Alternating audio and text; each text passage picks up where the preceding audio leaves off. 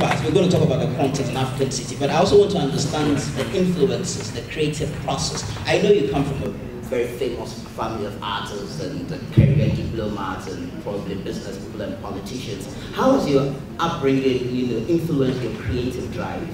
Yeah, all of it. I mean, every experience you have influences your creative drive. I mean, you could be sitting having coffee somewhere and just people watching, and that influences you. Where you grew up influences you. A talk you have with your aunt or your uncle influences you. So yeah, everything had a role, and you'll see that in African City. That with the girls, I have a background in development, so you see aspects of development show up in each episode. So when you started, decided to do this, how was the response from your family? Like, oh, go ahead, Nicole, we got your back. Yeah, strangely, I mean, yeah, I have a very creative side of my family, so yeah, they were very supportive. And even the business, academic side was also very supportive, knowing that, their sisters or their cousins have done well in the arts, and yeah, they were very encouraging. So you sourced funding from family and friends to produce, or you had an executive producer? We were finding it hard to raise money. We were finding it hard to raise money from TV networks when we went to TV networks. So yeah, it was just about calling every uncle and aunt every sixth cousin and raising the money necessary. But I must say, because of the success of season 1, networks have now been approaching us about season 2, and so funding has not really been an issue for season 2. Congratulations, and it's beautifully done, I must say. So now let's go to the content. I mean, you've mentioned that it's a draft, so definitely it excited a lot of interest, a lot of praise, as well as a lot of criticism. So I just want to throw a few of the things which have been online so that we have a general discussion. First of all, I'll ask, what was your target audience when you're producing an African city? Well, I guess I would say women like me, and women like me meaning, I was born in Ghana. I was born in Ghana, raised in New York, and between New York and Washington, D.C., and then came back here for a little bit for high school. But women like me who we never saw ourselves in the media space. Whenever the World Bank or the IMF or the IFC or Save the Children or whenever they're showing the image of the African woman, she's one certain way. And I never saw anybody who represented my mother, my grandmother, my cousin, my sister. So I wanted to see a different image. So I would say women like me, who felt marginalized by Western media. What about the geographic? And I'm asking this question because, I watched the series a lot. I was a fan to start with. And a lot of my lady friends, and they loved it, but one of the things I kept on hearing is they would identify with the characters on other issues of sexuality and stuff like that. When it comes to identity, they felt that the characters did not necessarily represent your everyday Ghanaian woman who probably went to Monistar. And they shouldn't have to. Yeah, University of Ghana. So that was one of the things that I heard, that it would have been nice to chip in someone who also went to Legon with some Waterhouse swag and all that stuff, instead of all the Ivy League, in London, US, Oxford, here and there. So they felt that probably, we should have had some more Ghanaian, if you like, about it. Well, I disagree for 2 reasons. I think that's a whole different show. I was very clear that this is about returnees, about people who are very westernized, but still identify with their Africanness, with their Ghanaianness, with their Nigerianness. So I feel like what you're mentioning is a whole different show. I feel like what you're mentioning, it wouldn't be an African city. And so I have to be true to the art that I was trying to put out there, that I just knew a lot of westernized Africans who I just felt like their story should be out there. Absolutely. And I also feel like that's the whole point of the show. What is Ghanaian?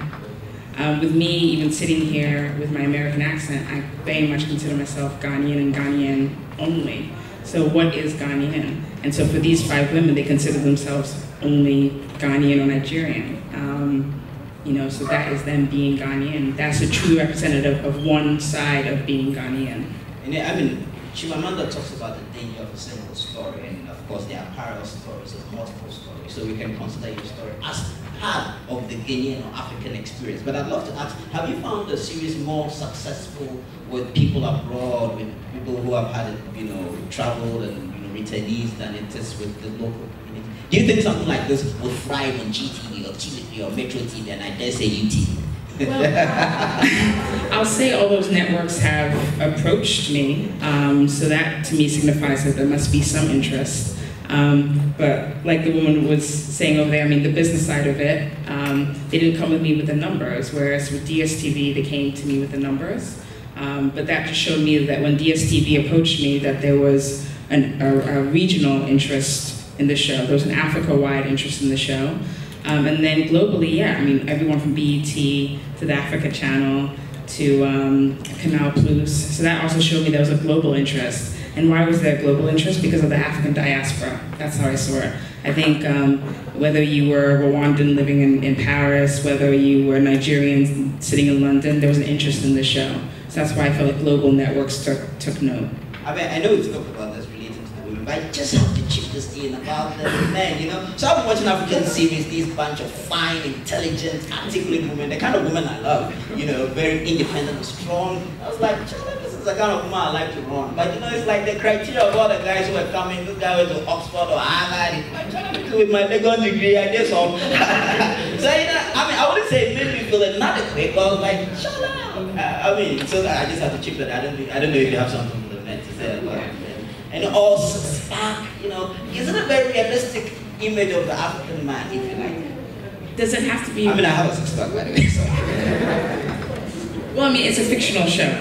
It's a fictional show, you know, so it's a fictional show. But I mean, in your next conversation, ask someone who, you know, someone like me, someone like Hassan, KUSD boy, 6 years, you know. Whatever, just to, you know, use that. What I will say, and I mean, Mommy's here, so maybe she can correct me, but for episode, I feel like episode 3 is the only time we mentioned, you know, the guy was from Harvard or Oxford, etc. All the other guys, I don't think we've ever said where they went to like school. Supermodels, you know, they can feel like a cover of GQ or something like that. I mean, that's just kind of curious. But I want to talk about your characters, and I think that one of the successes of your series is the dynamism and the variety of the characters you have. And I found a lot of people who are, you know, secret fans of Sade, right? Do you think that she appeals to the lives like guilty pleasure, something that we all want to do, explore our dangerous and without having scruples about morality and social traditions? Why do you think that Sade character is so popular and resonates, even though not a lot of people want to be like it? Yeah, I think, you know, we keep saying, I hear a lot that Ghana is a very conservative culture, that Africa is a very conservative, Africa as a whole is a very conservative continent. But yeah, I feel like a lot of people were very attracted to Sade, and so I think that means something. I think that means that for us in this conservative society, the one who was just really just real and authentic and said what was on her mind, did whatever she wanted to do, it resonated with us. I think there's a lot of pretense in our society, so we all pretend to be religious and cool, to be moral and cool, to be conservative and cool. But the things that we do behind closed doors, when no one is watching, really. I would love to do a reality show on the church community. That much I would say. I would love one. So, I mean, what does the future hold from African City? Are we looking out for more series coming? I mean, that's what. Yeah, we're working right now on season 2. So we're in the writing phase. Musicians are submitting music, fashion designers are submitting clothes. But yeah, we're in just the pre-planning phases. And then we're talking to various networks, both locally, regionally, and globally. And so once we organize all that, we will start shooting season 2. How soon should we expect season 2? And this is going to be the same theme, the same ladies. Are you introducing some new characters? Yeah, I would say the same ladies. We're going to shoot early 2015. But in terms of characters, yeah, I mean, some people, you know, some of the critics said they would like to see more about family life. For me, it's really about the 5 girls, but it does give me something to think about, you know. So, you know, what Nania's father, Nania's mother, Makina's living with her uncle and aunt, so you're introduced to them. So I've given a little bit more. I'm giving a little bit more insight into the girls' families. Yeah, so there are certainly more secondary characters and interesting ones. I mean, I think Stefan returns. Stefan's the African-American gentleman. And for me, that's really interesting, playing around with his relationship with McKenna and his relationship with the rest of her Ghanaian family. But yeah, there's certainly more characters that you'll meet and get to learn more about. So Mesh. To give a bigger picture to other issues going on. Yeah. Mesh is all about collaboration, you know, collaborating with other artists. And I'd love to talk about the experience of collaborating with other artists, because the fashion in the series was on point. I mean, I'm a guy, I don't know a lot about women's clothes, but I could see that this is good stuff. So how was it working with other artists to produce this? So one of the goals of the show was to be a platform for all creatives. So for season 1, if you were a creative in the fashion world, we wanted to showcase your work and highlight it to the world. If you were a musician, thanks for Jason, who was our music supervisor and managed all that. We wanted to, yeah. Jason, come on, just I didn't know about that. So it's not too far-fetched to assume you did something with a crack girls. I mean, what's African City? So yeah, it was supposed to be a platform for all creators, so music as well. You know, yeah, we could try to pull music from Hollywood, but no, we're really proud of Ghana. We're really proud of the continent of Africa, so showcase the talent, the musical talent that we have here. And then for season 2, I feel like we've expanded. I mean, there are more writers working with us for season 2. But basically, even some paintings that you see on the walls, it's by some painters of Nigerian descent, Rwandan descent, etc. But it was really important for me to have a show that was a platform for all creatives. Just before I throw the questions to the audience to ask, I mean, one of the things I loved about this is, I think, the power of women. They were so unapologetic in their sexuality, and I'm sure one of the favorite scenes is when Shadi went to get a vibrator. Do you think that the series is encouraging our Ghanaian women, African women, to be a little less pretentious about their sexuality and expression? So, have you found people come out and say, oh, Shadi, I had an epiphany after watching your video, now I'm just going to claim what I want? Yeah, certainly.